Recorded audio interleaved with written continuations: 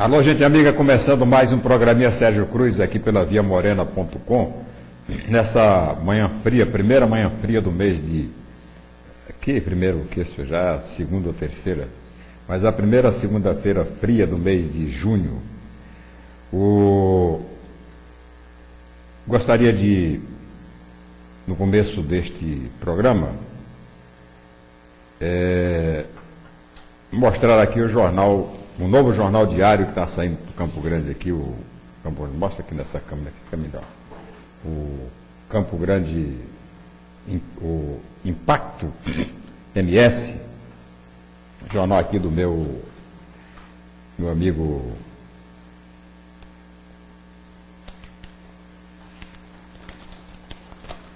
jornal que promete, né, mesmo com o avanço da internet, promete sobreviver com muita dignidade, segundo o editorial assinado aqui pelo Eli Souza, que é o diretor e fundador do jornal. O jornal que já circulava semanalmente, principalmente no interior do estado, e que passa a circular também em Campo Grande agora diariamente. É uma tarefa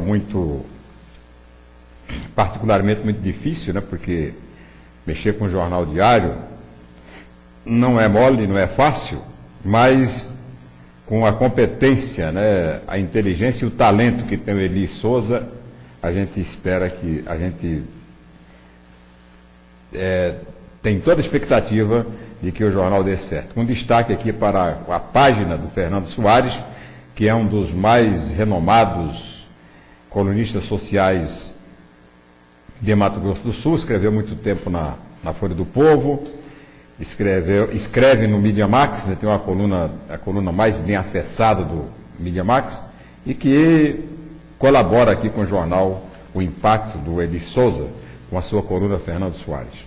Parabéns, Eli, vou torcer para o sucesso absoluto deste seu novo empreendimento. Não é fácil, mas se fosse fácil, qualquer um fazia, né? Se fosse fácil, qualquer Sérgio Cruz da vida chegava e começava a fazer e terminava dando certo. Mas o problema é que tem que ter realmente muito talento e tempo.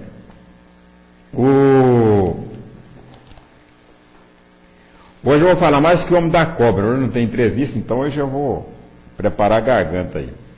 O problema, nós estamos entrando no 6º mês da administração do Bernal. Já foram 5 meses, muito discurso, muito pouco recurso, muitas polêmicas, né? A administração mais polêmica que eu conheci até hoje na história de Campo Grande. Estou aqui há 50 anos em Campo Grande, nunca tinha visto uma administração, um começo de administração mais conturbado do que esse do Bernal. Primeiro, antes de assumir, a Câmara Municipal resolve engessá-lo com uma redução de 25% da sua capacidade de créditos suplementares. Ou seja, o Nelsinho podia, sem autorização da Câmara Municipal, gastar até 30% da receita municipal. O Bernal baixaram para 5%. No primeiro mês de gestão já recebe uma moção de repúdio da Câmara Municipal, porque ele teria tido um atrito com um vereador. E vai, né, não conseguiu eleger a mesa da Câmara, não conseguiu constituir uma maioria na Câmara, está conseguindo perder, né, inclusive o voto dos 9 vereadores que se dispõem a formar a sua minoritária base de apoio. E complicado. E o mais grave em tudo isso é que não conseguiu trazer ainda nenhum real de Brasília, né? Brasília era a grande esperança do Bernal. Ele trouxe aqui quando foi candidato, a prefeito, trouxe aqui, veio depois o ministro das cidades, depois o ministro da cidade voltou a Campo Grande, o ministro da cidade teve no programa de televisão, prometeu que ia resolver, que ia trazer, tal, e não trouxe nada, né? Então, já foi a Brasília, já prometeu que ia liberar recursos já prometidos no governo passado, não liberou nada. Quer dizer, o Bernal está vivendo a pão e água, como sobreviveu nos 2 últimos anos da administração o seu antecessor Nelsinho Trade, que passou 2 anos em Campo Grande pintando meio-fio e inaugurando academias ao ar livre. A única coisa que o governo federal mandou para Campo Grande foi academias ao ar livre. E nada mais. Nesses 2 anos, então, o jornal aqui coloca aqui Campo Grande quase parando, né, em verdade, Campo Grande está começando a andar, porque estava parado mesmo, era na administração do Nelsinho. E não é culpa do Nelsinho, responsável, é culpa do governo federal. E também dos governos municipais que atrelaram 100% dos recursos necessários para a gestão nas verbas que vêm de Brasília. Então tudo aqui depende de Brasília. O prefeito aqui é um mero administrador dos recursos que vêm de Brasília. Se não vem recurso de Brasília, também não acontece nada. Obras paradas aí, ó. Essa obra da Júlio de Castilho foi prometida quando o Nelsinho deixou o governo. Ele prometeu que essa obra estava tudo pronto para ser inaugurada, aliás, no governo dele ainda. Até o final do meu governo teve aí, prometeu, não aconteceu nada. O Bernal assume e promete que até o final de janeiro a obra estaria pronta e inaugurada. Já estamos em junho e não há definição para a obra para Júlio de Castilho, continua emperrada. O Palácio das Belas Artes, né? Ali na Cabriúva, também continua no mesmo tamanho e na mesma distância. Não vai para lugar nenhum. Por quê? Porque falta dinheiro de Brasília. O Programa de Mobilidade Urbana, investimento de 180 milhões de reais, também não andou, porque não veio o dinheiro de Brasília. Seria dinheiro, inclusive para... Não, quando o Bernal assumiu, logo imediatamente após a ascensão dele ao cargo, ele convocou a imprensa, numa entrevista coletiva, anunciou obras no valor de 300 milhões de reais, obras de asfaltamento na periferia. Chegou a citar, inclusive, alguns bairros que vão ser asfaltados, incluindo aí o bairro da Nova Lima, etc. Tal. Até agora não aconteceu, até agora o governo do Bernal não começou em termos de obras estruturantes. Não é? Algumas obras estão sendo feitas com recursos próprios, como essa recuperação aí da Avenida das Bandeiras, e também não é muito mais que isso não, né? A grande campanha que ele fez aí para evitar a epidemia da dengue, conseguiu, né? Eu acho que foi uma vitória extraordinária da administração. Agora, outras obras eu não vejo. Estou vendo, por exemplo, todo dia eu ando aí no parque do Soter, e o Parque do Soter continua sendo destruído pela erosão. Além daquela erosão tradicional que o Nelsinho conseguiu mudar de lugar, a erosão estava num lugar, ele cobriu com terra no lugar onde ela estava e jogou para outro lugar, está abrindo outra Vossoroca. Além desse, ainda tem um local lá onde a terra cedeu, fez uma cratera enorme e que engoliu um poste. E passou a época, um período enorme dele sem chover, e não se tomou nenhuma providência. O trânsito de Campo Grande, que foi um dos cavalos de batalha da campanha eleitoral, continua no mesmo lugar que estava, cada vez pior. Então o balanço, né, dos 5 meses da gestão do Bernal é um balanço sombrio, melancólico até. Não estou vendo nenhuma obra que represente aquela grande expectativa que a população tinha de que tudo ia mudar. O voto no Bernal foi um voto de revolta ao modelo desgastado da administração pública em Campo Grande. Olha, do jeito que está, não pode continuar. Vamos mudar, vamos melhorar a saúde de Campo Grande, vamos melhorar o trânsito de Campo Grande, vamos acabar com esse negócio de tapa-buraco e vamos fazer recapeamento da pavimentação asfáltica. Esse aí, o grande tema, né, que conseguiu convencer praticamente toda a população do Estado, né, o tema da mudança, da renovação, da verdadeira revolução que se queria fazer em Campo Grande. Infelizmente, até agora não aconteceu. Eu, particularmente, não esperava nenhuma revolução. Esperava apenas, e continuo esperando, que o senhor Alcides Bernal faça na Prefeitura de Campo Grande aquilo que fez o Levi Dias, aquilo que em seguida fez o Lúcio Coelho, aquilo que em seguida fez o Juvencio, que em seguida fez o André Putinelli, depois fez o Nelsinho Tradi. Exatamente isso, é dar continuação a uma administração que estava indo muito bem e que foi interrompida em cima de um compromisso de mudança. Mudança que eu falei, não acredito que vai haver mudança. E não quero que haja mudança.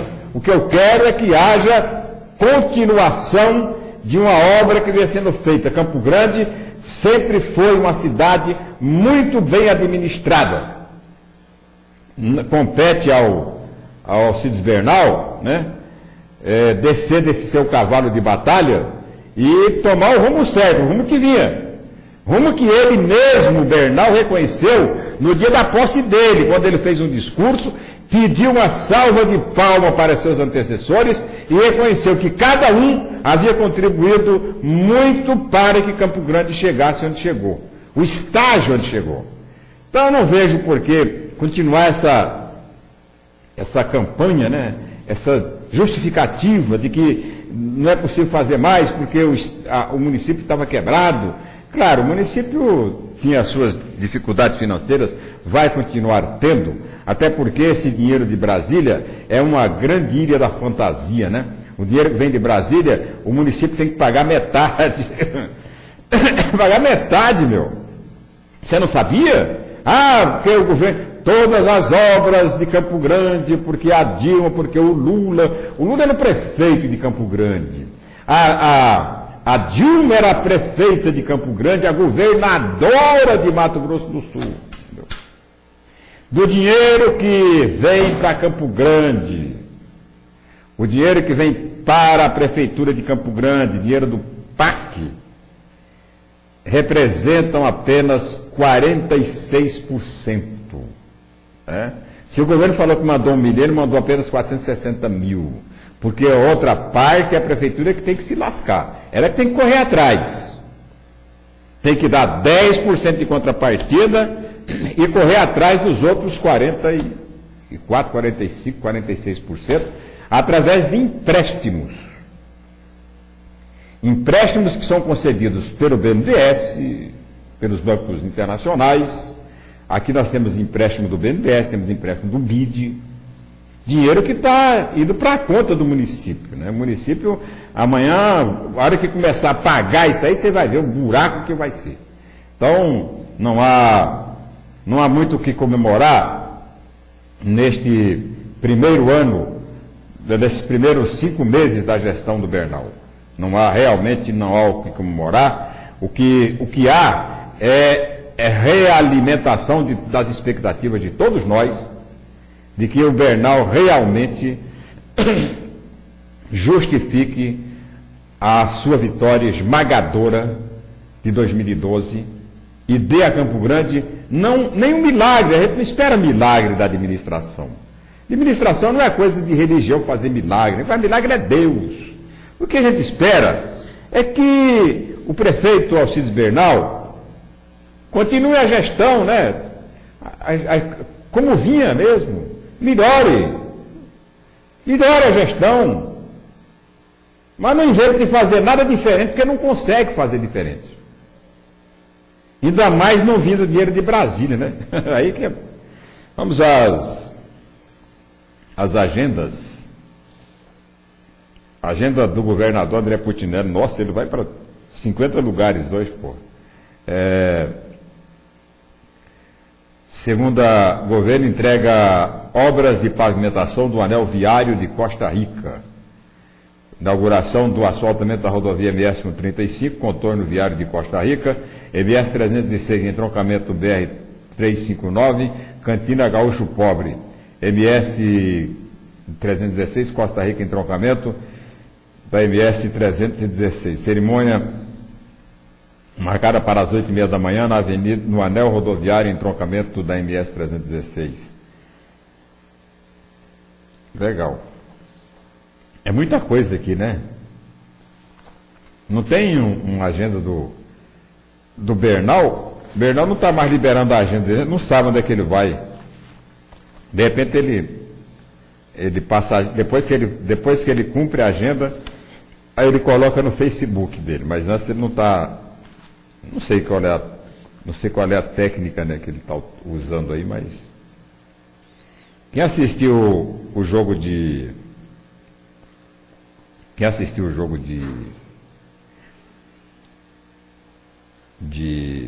Brasil e Inglaterra ontem sentiu orgulho de ser brasileiro. O estádio do Maracanã totalmente remodelado, totalmente inserido na atualidade, na modernidade, com todos os recursos tecnológicos, um espetáculo. Muita gente falou que o Brasil não ia dar conta de fazer a Copa das Confederações. Podia até conseguir a Copa do Mundo, mas ia passar vergonha porque não ia conseguir os estádios para a Copa das Confederações. Isso eu ouvi de inúmeros cronistas esportivos, ouvi de muita gente nas redes sociais, então era empesteado essas mensagens de derrotismo, né? O Brasil não vai conseguir. O Brasil não tinha que fazer isso, o Brasil tinha que construir mais hospital. Né? Sempre aquela mesma conversa fiada. Né? Tem que fazer isso, tem que fazer aquilo, tem que fazer aquilo, tem que fazer aquilo. Só não pode fazer aquilo que está fazendo. Pode fazer tudo, menos aquilo que está fazendo. E ontem, né, mostrou que o Maracanã está pronto. Estão prontos todos os estádios onde vai ser realizada a Copa das Confederações. Todos. Aí vem a reclamação, mas o preço do refrigerante é muito alto. Mas o banheiro das mulheres não conseguia atender todo mundo, tinha apenas 2 banheiros abertos, não sei o que. Coisas que, naturalmente, na Copa das Confederações vão ser corrigidas. Né? É claro, um e outro problema vai ter. Porque ninguém vai fazer uma coisa 100%. Isso não existe. Não é só aqui no Brasil. Lugar do mundo, qualquer lugar do mundo sempre vai encontrar alguma coisa que, de repente, não é nem defeito, né, mas é coisa que a pessoa não gosta e tal, e vai como imperfeição. Negócio do preço, né, porque custou muito caro. Eu vou para o estádio de futebol. Preço em estádio de futebol é igual no cabaré. É caro. Preço no campo de futebol é igual no shopping. Você vai fazer compra no centro de Campo Grande e vai no shopping para você ver a diferença, ver o choque que você vai levar indo ao shopping. Então, você paga no estádio do Maracanã, em qualquer estádio do Brasil hoje, nas arenas, né, multiuso, você vai pagar o luxo, o preço daquele conforto que você está tendo. Se você vai para o estádio apenas para assistir futebol, você não tem gasto, você vai pagar a entrada, o valor da entrada, você sabe quanto é que é, pagou e vai. Se você vai para o estádio para, além de assistir futebol, assistir filme, almoçar, jantar, se divertir no playground, aí você tem que gastar mais mesmo, então não vejo porquê. Então, esse derrotismo, né, que antecipou a Copa das Confederações, agora já está se transferindo para a Copa do Mundo. Né? Não vai dar conta. O trânsito é muito ruim, né? Como é que vai chegar lá no estádio? Não chega. É porque não sei o que tem lá. De repente vai dar tudo certo. Aí o Brasil vai começar a questionar as Olimpíadas. Porque aqui nós temos o complexo do vira-lata. Aqui a gente não vai conseguir fazer nada. Não, isso não pode, não vamos dar conta de fazer. É como se a gente, como se o brasileiro não tivesse capacidade de fazer. Como se o brasileiro fosse um inútil. Nós podemos fazer sim. Nós vamos fazer a Copa das Confederações. Nós vamos fazer a Copa do Mundo. Nós vamos fazer as Olimpíadas. E vai ficar aqui no Brasil o grande lucro, né? O grande lucro, sobretudo para as cidades fora do circuito litorâneo, né? Para as cidades mais distantes do eixo leste-sul, vai ficar um enorme legado, escreva, um enorme legado de desenvolvimento econômico. Você imagina uma Cuiabá depois da Copa do Mundo? Você pode até desmanchar o estádio, porque lá não tem futebol, aqui também não tem. Mas vai ficar metrô de superfície, vai ficar uma cidade totalmente estruturada para o futuro. Qualquer cidade, você já imaginou a Copa do Mundo sendo realizada em Campo Grande? E tinha muita gente aqui que era contra a realização da Copa aqui. Não, Campo Grande não. Tal. O legado que fica, né? O resultado de uma Copa do Mundo, de uma cidade que os grandes hotéis, os destinos, né? Definir bem os destinos turísticos. E que Cuiabá vai dar de 10 em Campo Grande daqui a pouco, por causa disso aí, essa Copa vai... Se o pessoal já chamava Mato Grosso do Sul de Mato Grosso, depois dessa Copa é que vai ser mais Mato Grosso ainda. Até porque o Cuiabá não está conseguindo transferir o Pantanal e Bonito lá para Cuiabá. Os pacotes, né, de turismo para Bonito e até Corumbá passam por Cuiabá. Por quê? Por causa da Copa do Mundo. Então não podemos vir com essa conversa fiada de que Copa do Mundo vai dar prejuízo, de que o Brasil não tinha que realizar isso, não sei o que, realizar aquilo, tal, porque estavam certos os brasileiros que decidiram, que foram buscar a Copa do Mundo e as Olimpíadas para o Brasil. O Brasil é um país grande. O Brasil hoje pode ser considerado país de primeiro mundo porque é a 7ª economia do mundo. Nós batemos na Inglaterra, nós batemos em vários países, em grandes países do mundo, estamos à frente. Por que não podemos realizar? Ora, se nós realizamos com sucesso uma Copa há 63 anos atrás, quando o Brasil era muito menor, quando as dificuldades do Brasil eram bem maiores, por que não conseguimos realizar hoje uma Copa num país que não tem dívida externa, dívida pública externa, o Brasil que não está mais pendurado no FMI? Um país que tem hoje o maior índice de emprego do mundo. Por que não aqui no Brasil? Porque a China fez as Olimpíadas e nós não podemos fazer? É claro que vamos fazer a Copa do Mundo, vamos fazer as Olimpíadas, com absoluto sucesso, a gente tem que acreditar nisso. Né? Tem que acreditar que o Brasil tem, que o Brasil pode, que nós podemos, que nós não somos vira-lata. A notícia aqui eu queria, ao falar aqui do Jornal Estado, lamentar profundamente a morte ocorrida neste sábado do empresário Alexandre Imparato, que desde o início ele foi o fundador, né, junto com Jaime Valer. Jaime Valer é o dono, mas ele foi o fundador e desde a fundação até hoje ele esteve no Jornal Estado. Ele foi o responsável pela implantação do Jornal Estado e pelo sucesso editorial do Jornal Estado todos esses anos em que ele esteve à frente do jornal. Ele era uma espécie de multimídia no jornal, né?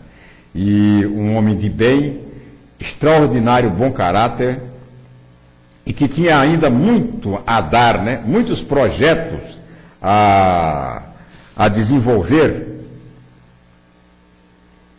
porque ele era talentoso, inteligente e arrojado. Não estou falando isso porque ele morreu, não, depois que morre fica fácil você falar. Estou falando isso porque eu convivi com ele, conheci muito, fizemos boas parcerias, tanto aqui na Via Morena como lá na FM Capital, e lamento profundamente a morte do Alexandre Imparato. Ele merecia viver muito mais.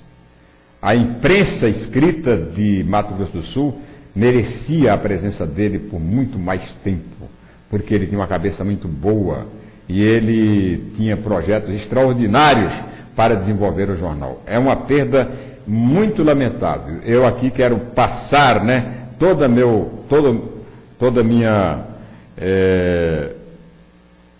meu pesar, todo o meu sentimento pela morte do Alexandre, para a família dele, para a mulher, para os filhos, e principalmente para a família do Jornal Estado, o seu Jaime Valé, e os funcionários do jornal, que compareceram em peso ontem no velório, hoje às 10 horas da manhã, no sepultamento do Alexandre Imparato. É claro que ninguém é insubstituível, mas ninguém vai substituir a saudade que deixa o Alexandre Imparato pelo seu extraordinário talento em dirigir empresas, principalmente de jornal, porque jornal talvez seja a empresa mais difícil de se administrar no mundo, porque o jornal é lugar comum muito deficitário.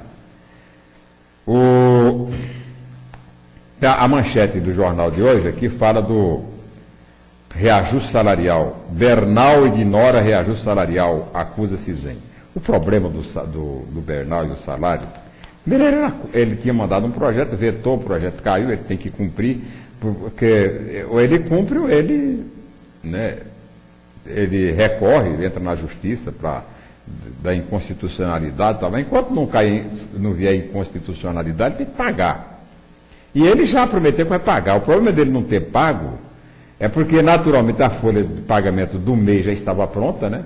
E ele vai ter que fazer uma folha suplementar ou complementar para né, chegar ao reajuste. Então não precisa chamar que o reajuste ignora. Ele não está ignorando nada. Ele sabe que tem que pagar, com certeza vai pagar, tem caixa para pagar, né? Tem caixa para pagar. Então não há muito o que ficar reclamando. Eu quero, no próximo intervalo, eu vou falar aqui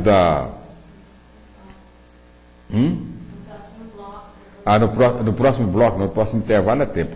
No próximo bloco eu vou falar aqui da questão indígena, né? Eu já falei hoje de manhã, já travamos um debate muito acalorado e significativo na rede social ontem e hoje. Então, no próximo bloco, eu vou comentar aqui essa questão fundiária, questão indígena de Mato Grosso do Sul. Agora vamos ao tempo, né, com climatempo.com.br, com temperatura para Campo Grande, Mato Grosso do Sul e toda a região centro-oeste.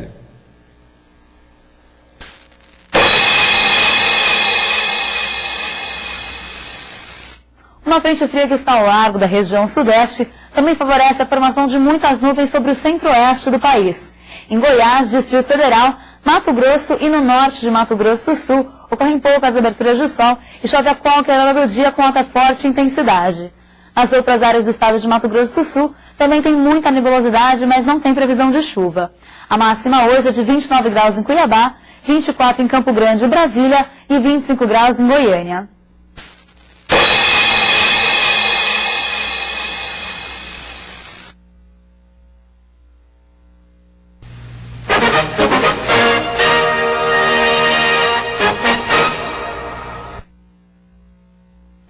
Incendiar a casa do fazendeiro,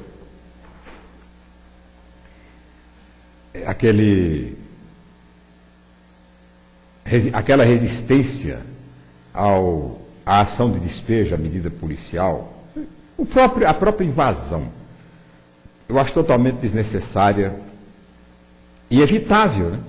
O índio podia ter evitado. Por que vai invadir Se há um processo, né, judicial, por que vai deixar de cumprir a lei? Por que vai agir, vai subverter a ordem e a lei? Se o índio, sempre que se vê prejudicado em seus interesses, recorre exatamente à justiça e à lei. Se o índio não reconhecesse a justiça brasileira, se ele se entendesse, né, uma nação à parte, ele não recorreria à justiça quando procuraria resolver sem... Mas ele vai à justiça. Quando qualquer coisa que fira o interesse do índio, ele vai à justiça. Tem uma demarcação, problema na demarcação, ele vai à justiça. Então, se ele recorre à justiça, se ele reconhece a justiça, ele tem que obedecer às determinações judiciais. Isto é o que eu entendo para reprovar qualquer atitude de infração à legislação e às determinações tomadas pela justiça em cima da lei. Isso aí, ponto pacífico. Agora, eu tenho visto, né, eu acompanho e as pessoas até me chamam de puxa-saco de índio. Eu tenho uma tendência natural e de DNA de defender as minorias. Sabe por quê? Porque tem tanta gente defendendo as maiorias, tem tanta gente defendendo as elites, e tem tão pouca gente defendendo as minorias, que eu me sinto mal em não fazê-lo. Já fiz isso com trabalhador sem terra, já acampei com trabalhador sem terra. Hoje tem muitos defensores da reforma agrária e tal, mas no meu tempo não tinha defensor da reforma agrária.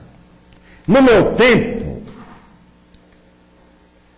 a reforma agrária era tratada igual a questão indígena é hoje. O trabalhador sem terra era tido como vagabundo. O acampado era tido como aproveitador. O invasor era tido como bandido. Que a reforma agrária era coisa de comunista. Que a reforma agrária ia desorganizar a economia, porque o trabalhador, dono da terra, da pequena propriedade, não tinha capacidade de gestão para tocar a área, ele não tinha dinheiro para comprar o trator, ele não tinha crédito bancário, o governo não ia dar nada para ele, e porque não sei o quê, porque não sei o quê. Entendeu? Então não ia. E a mesma coisa está acontecendo aí. Arma, matar. Quantos sem terra não morreram no Brasil para provar que a reforma agrária era necessária? Massacre de Carajás. Muita gente morreu aqui no estado de Mato Grosso do Sul por conta, né, dessa luta pela reforma agrária. Fizeram, né, os assentamentos. Mato Grosso do Sul tem mais de 100 assentamentos hoje. E a salvação da lavoura hoje em Mato Grosso do Sul são os assentamentos. Quem salva hoje o consumo interno são os assentamentos. Principalmente de cidades. Cidade estava acabando aqui no estado. Eu vou citar 2 ou 3. Itaquiraí. Itaquiraí estava sendo engolida pela pastagem, pelo capim do boi. Os assentamentos rurais deram uma nova vida e ressuscitaram a velha Itaquiraí. Itaquiraí hoje é uma cidade, né, como toda aquela região onde os assentamentos rurais foram intensificados, a região hoje é uma das regiões mais produtivas do estado por conta dos assentamentos. Você chega a uma cidade como Anastácio, por exemplo. Anastácio era um bairro de Aquidauana, um bairro pobre de Aquidauana.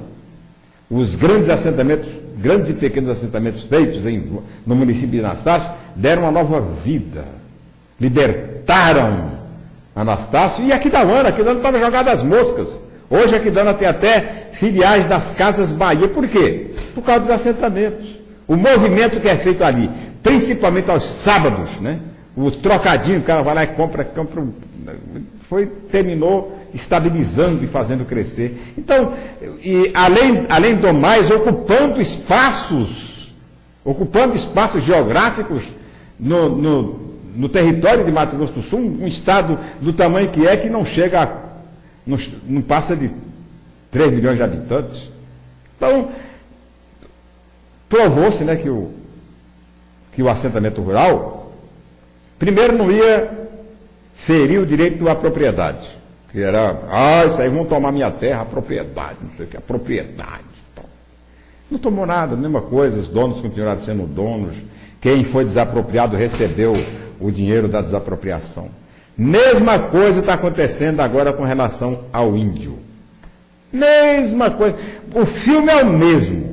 Mudaram apenas alguns atores, alguns personagens. O filme é o mesmo, a conversa. Não, porque índio é vagabundo, porque índio é cachaceiro, porque índio não gosta de trabalhar, porque índio não sabe, vão dar terra para ele, mas não vão conseguir. Como é que não tem trator? Se não der, só a terra não vai adiantar nada, tem que dar. O índio não sei o que, tal. Não vai. Aí fica toda essa briga, né? Em torno do índio. Não quer dar nada para o índio, reconhecer nada para o índio.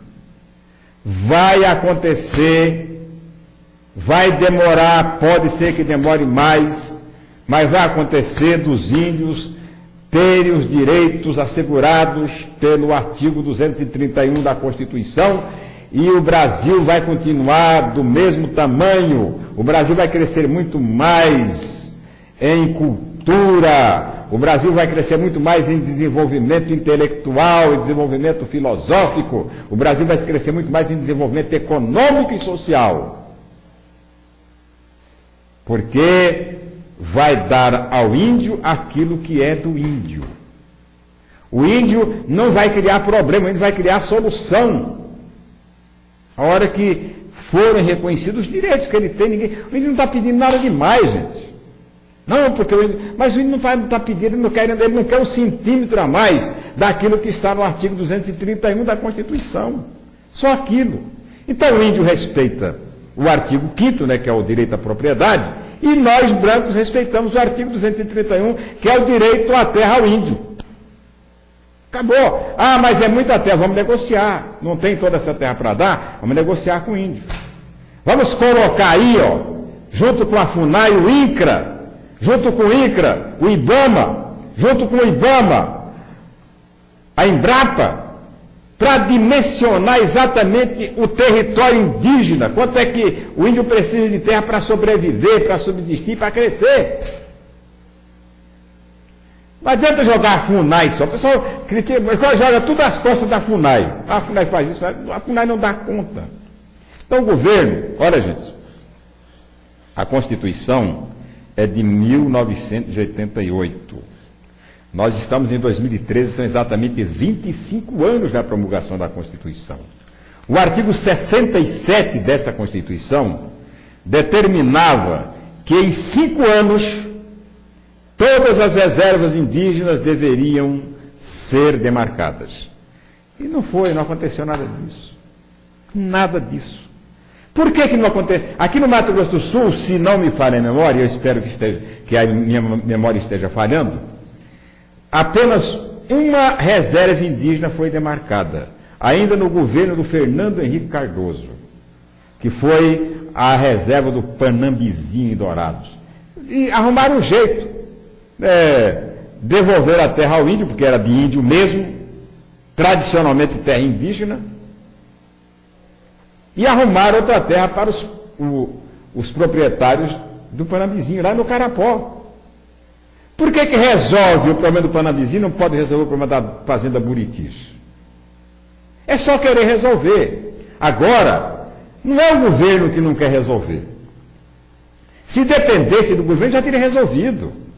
Era só demarcar.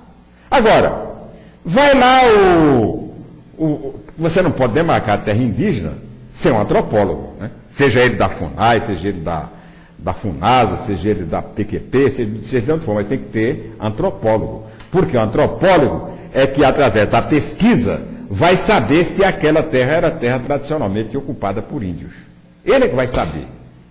Ele é que vai levantar lá os ossos do cemitério índio, ele é que vai ver todas as características para saber se realmente era território índio. Para não incorrer no erro de colocar o território índio terra que não foi tradicionalmente ocupada pelos índios há pelo menos 100 anos. Então tem que ter. Agora, é preciso que o fazendeiro permita que o antropólogo, o fazendeiro não deixa entrar. É uma mão de obra para o antropólogo da FUNAI entrar. Agora imagine demarcar. Esta semana passada teve uma tentativa, a FUNAI tentou demarcar uma área lá em Ponta Porã e juntou toda a fazendeirama da região para impedir. Não, aqui você não vai enfiar marco não. E não enfiaram mesmo. A culpa é do governo? Eu pergunto, a culpa é do governo? Não. O governo está se empenhando em fazer de acordo com a lei. De acordo com a lei, com o Estatuto do Índio, de acordo com a legislação, com a Constituição e a legislação, né, que existe. Tudo de acordo com a lei. O governo não está mudando nada da lei. Se o governo faz fora da lei, não dá, isso é fora da lei, não pode. Tal. Então o governo está. E não deixam fazer. Aí quando o governo consegue, a duras penas, né, demarcar uma área, essa da região aí de Cidrolândia, que foi uma área homologada, né, pelo governo federal do índio, aí vai para a justiça. A justiça cria o maior problema. Não, a terra não é de índio, volta fazendeiro. Aí o índio vai questionar. São 25 anos de espera. Quem tinha 25 anos quando a Constituição foi promulgada, hoje está com 50 anos. São 25 anos esperando, né, uma solução que devia ser dada em 5 anos. Então essas coisas irritam, quer dizer, não justifica, né, chegar lá e botar fogo, e invadir. Mas não é o que eu acho, né? Não é o que eu acho que vai acontecer. Não é o que você acha que vai acontecer. O que vai acontecer é aquilo que vai acontecer. E que independe da nossa vontade. A vontade da maioria, e eu vi isso ontem aqui no Facebook, isso ontem, é que o índio volte para suas aldeias, vá viver do seu sacolão, que o governo dá, e só isso, não quer mais nada. Não, índio não gosta de trabalhar, então o índio vai viver assim. Vai viver nos seus guetos, nos seus campos de concentração, porque as aldeias de Mato Grosso do Sul, as reservas indígenas de Mato Grosso do Sul, são guetos e campos de concentração. Vai adorados para você ver. Tem muita gente que fala, não, mas o índio não produz, tal. Vai adorados para você ver. Na aldeia, na reserva Jaguapiru. Vê se dá para plantar alguma coisa lá. Vê se tem espaço para se plantar um pé de arroz, um pé de feijão. Não tem mais. Porque a população indígena cresceu muito. E os espaços não. Então não tem como plantar. A aldeia não tem como plantar, porque é pequena, a aldeia é uma vila. Não tem como plantar. As reservas indígenas são pequenininhas. Aqui a exceção dos Cadiuels, que tem 300 mil hectares, até tinha 500 e reduziram para 300 mil hectares, até porque era muito, vamos achar, você viu? 500 mil, vamos cortar aí. A não ser os Cadiuels, no município de Porto Murtinho e Corumbá, em Bodoquena, as demais nações indígenas, Guarani, Kaiowá, Terenas, todos eles vivem em exíguas faixas de terra, que não dá para... Não tem como, né? Tem de jeito. Então a pessoa, não, você sabe... mas são 15%, eu vi aí, eu não fiz essa conta, mas eu vi alguém falando, o índio tem 15% do território brasileiro pertence ao índio, tal. Aqui no Mato Grosso do Sul, não chega a 1%, tá? Não chega a 1% aqui no estado de Mato Grosso do Sul. E aqui, este estado, tem a segunda população indígena do Brasil. A segunda população indígena do Brasil. Tem mais índio aqui que Mato Grosso, lá em cima. Tem mais índio aqui que Rondônia. Só o Amazonas tem mais índio que o estado de Mato Grosso do Sul. Vai entender, né? Vai entender isso. Mas é a realidade. É a realidade. E o índio aqui está em cima de menos de 2% do território de Mato Grosso do Sul, são as reservas indígenas de Mato Grosso, do nosso estado. Então, gente, o que precisa acabar, já falei isso e vou repetir, o que precisa acabar para acabar com todos esses litígios, essas pendengas, índio e não índio, é o preconceito. É preciso acabar com o preconceito. Esse preconceito de que o índio é cidadão tutelado, de que o índio não é cidadão porque é tutelado, de que o índio é homem pela metade, porque o índio tinha que viver só no meio do mato. Botar na cabeça que índio é um cidadão igual a nós, com uma diferença, é super marginalizado, é vítima de um preconceito secular. Não, o índio não consegue nem miscigenar, porque o preconceito contra ele é tão grande que branco não casa com índio. Branco, de vez em quando você vê um negro casar com índia. Não é porque o índio recusa, porque o preconceito é muito grande. É muito maior o preconceito do branco contra o índio do que do branco contra o negro. Muito maior. O índio é tido em alguns setores, em alguns lugares, e isso eu pude constatar num debate ontem aqui no Facebook, que o índio é comparado a um animal doméstico. Na maioria dos casos. Em alguns casos é como se fosse uma fera, um bicho do mato. Este ponto que precisa ser atacado. Esse entendimento que precisa cair na cabeça da sociedade, de todos nós, produtores rurais, profissionais liberais, toda a sociedade branca, sociedade não índia, deve entender isso, que o índio é um cidadão, que o índio tem que ter toda a proteção especial,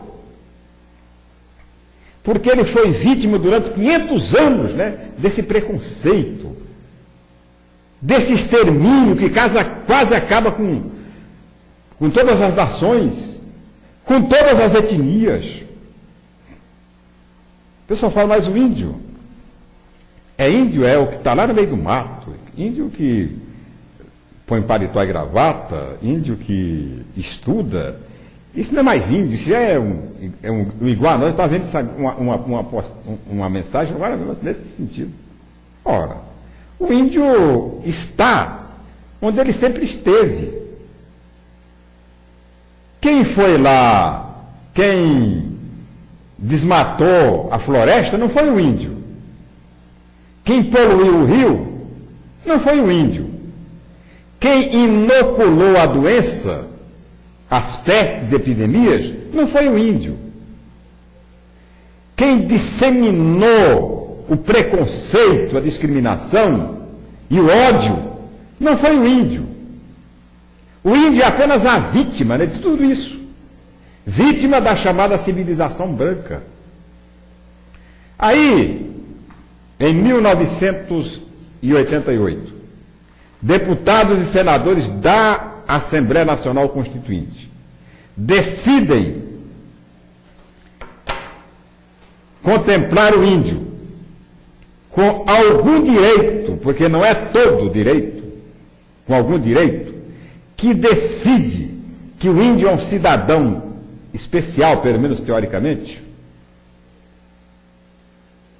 Aí resolvem colocar na Constituição que o índio tem direito à terra onde vive, a terra dele. É o artigo 231, que aqueles que são contra o índio não admitem a sua existência dentro do texto constitucional. Eu estava ouvindo um discurso um dia desse, numa audiência pública, na Assembleia Legislativa, onde o presidente da Associação dos Criadores, Francisco Maia, levantou com a Constituição na mão, levantou a Constituição e falou, em outras palavras, que ou nós cumprimos esta carta, se referindo ao artigo 5º, né, do direito de propriedade, ou nós vamos encontrar um outro meio de ser respeitados. Em outras palavras, ou nós respeitamos o artigo 5º ou nós rasgamos a Constituição. Como se a Constituição fosse apenas o artigo 5º do direito à propriedade. Não é, seu Chico Maia. A Constituição é toda uma grande carta, né, que dá direito a branco, direito a negro, direito a asiático, direito a índio, né? Dá direito a todo mundo. Porque o direito à propriedade é dado apenas aos proprietários. E não àqueles que podem vir a ser proprietários. Não àqueles que pleiteiam o direito de ser proprietários. O índio é o proprietário natural da terra. E ele não está querendo nada demais. Ele não está querendo tomar fazenda de ninguém, terra de ninguém. Ele está querendo o seu espaço vital. Só isso. E isso que está na Constituição. É por isso que eles estão brigando. Porque já esperaram 25 anos e não aconteceu nada. O direito deles está prescrevendo por caduquice. Não acontece nada. Vão sempre empurrando com a barriga. Não, vamos ver. Vamos ver. Só, sempre empurrando. Não se dá uma solução.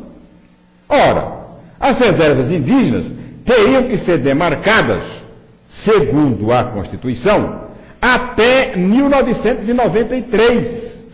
Era o prazo máximo do artigo 67 da Constituição, das disposições transitórias da Constituição Federal. Não aconteceu nada. Como eu disse aqui no Mato Grosso do Sul, nem parece que foi demarcada, foi resolvido o problema de apenas uma área. Demarcação andou havendo. Agora, resolvido mesmo o problema só de uma área, do Panambizinho, em Dourados. Então, não avançou, não caminhou, não foi para lugar nenhum. É isso aí. E os líderes sabem disso. Não precisa vocês achar que tem ONG, não sei o quê, que tem FUNAI por trás. Não. O índio já sabe. O índio decide coletivamente. Não tem elite indígena para decidir.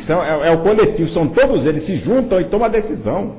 Eles sabem o que estão fazendo. Por quê? Porque lá tem médico, lá tem advogado, lá tem pessoas que... Lá todo mundo domina, a maior parte domina a internet. Sabe de tudo. Eles estão formados, politicamente formados. Eles sabem exatamente aquilo que eles querem e aquilo que eles têm direito. E por que lutam?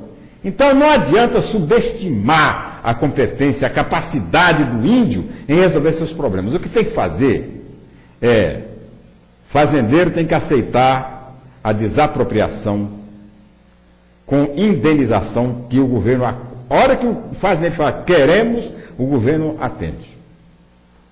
Não atendeu até hoje porque a maioria não aceita indenização. A maioria não aceita nada. A maioria não quer saber de índio. Não quer saber de direito indígena. Por isso. E isso aí eu estou falando porque tenho ouvido vários discursos de representantes dos produtores rurais neste tom, com este argumento. Ainda semana passada, na Assembleia Legislativa, pelo menos 2 deputados estaduais levantaram a voz para protestar contra a desapropriação, demarcação e qualquer benefício com terra a dar aos índios.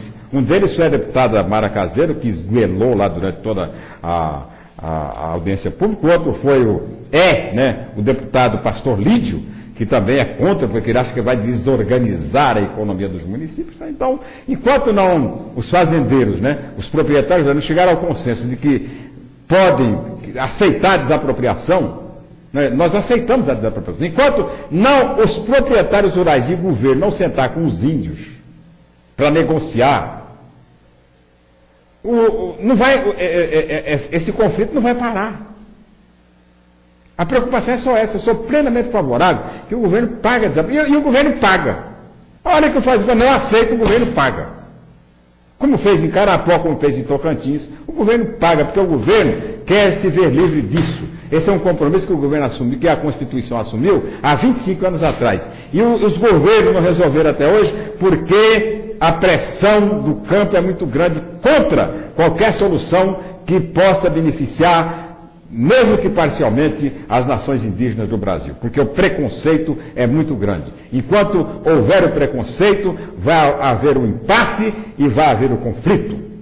E o Brasil está frito. Vamos encerrando por aqui mais um programinha Sérgio Cruz. Muito obrigado por sua audiência. Fé em Deus, pau na mula e tchau, pica-pau. Tchau, pica-pau.